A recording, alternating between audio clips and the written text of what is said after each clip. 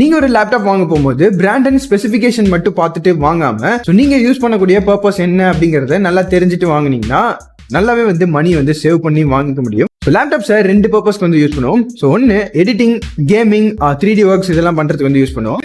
அப்படி இல்லை நார்மலாக ஆஃபீஸ் மீட்டிங்ஸ் அட்டன் பண்றது, ப்ரௌஸ் பண்றது, மூவிஸ் பார்க்கறது அப்படின்னு சொல்லிட்டு 2 கேட்டகரியா நம்ம ஸ்பிட் பண்ணி யூஸ் பண்ணுவோம். ஸோ நீங்க பெர்ஃபார்மன்ஸ் வேணும், நல்ல ஒரு எடிட்டிங் பண்ணணும், நீங்க நல்ல ஒரு 3D ஒர்க்ஸ்லாம் பண்ணணும், கேம்ஸ்லாம் விளையாடணும்னு நினைச்சீங்கன்னா ஹெச் பேஸ்டு ப்ராசஸர் போனீங்க அப்படின்னா இன்டெல்ல நீங்க வாங்கிக்க முடியும். அது ஏஎம்டியில் ஹெச்எஸ் பேஸ்டு ப்ராசஸர் போனீங்கன்னா உங்களால நல்ல ஒரு பெர்ஃபார்மன்ஸ் இருக்க லேப்டாப் வாங்கிக்க முடியும். ஸோ இதுல பெர்ஃபார்மன்ஸ் அதிகமா இருக்கனால உங்களுக்கு பேட்டரி பேக்கப் சுத்தமா நிக்காது. ஸோ 1 to 2 hours தான் மேக்ஸிமமா நிற்கும்.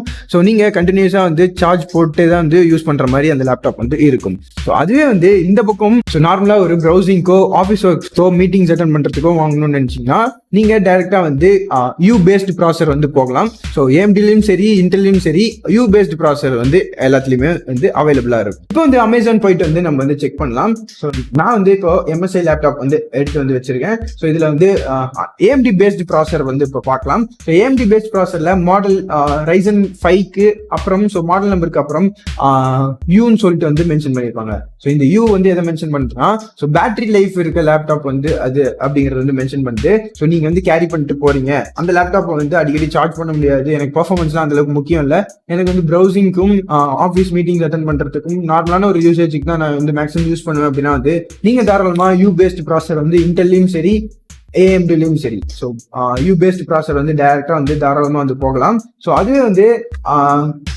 நீங்க கேமிங் பண்றீங்க, உங்க லேப்டாப்ல எடிட்டிங் ஒர்க்ஸ் பண்றீங்க, 3D ஒர்க்ஸ்லாம் பண்றீங்க அப்படின்னா நீங்க தாராளமா ரைசன்லயே ஹெச்எஸ் பேஸ்டு ப்ராசஸர் போகலாம். அதே மாதிரி இன்டெல்ல ஹெச் பேஸ்டு ப்ராசஸர் இருக்கும். ஸோ அதுக்கு போகலாம்.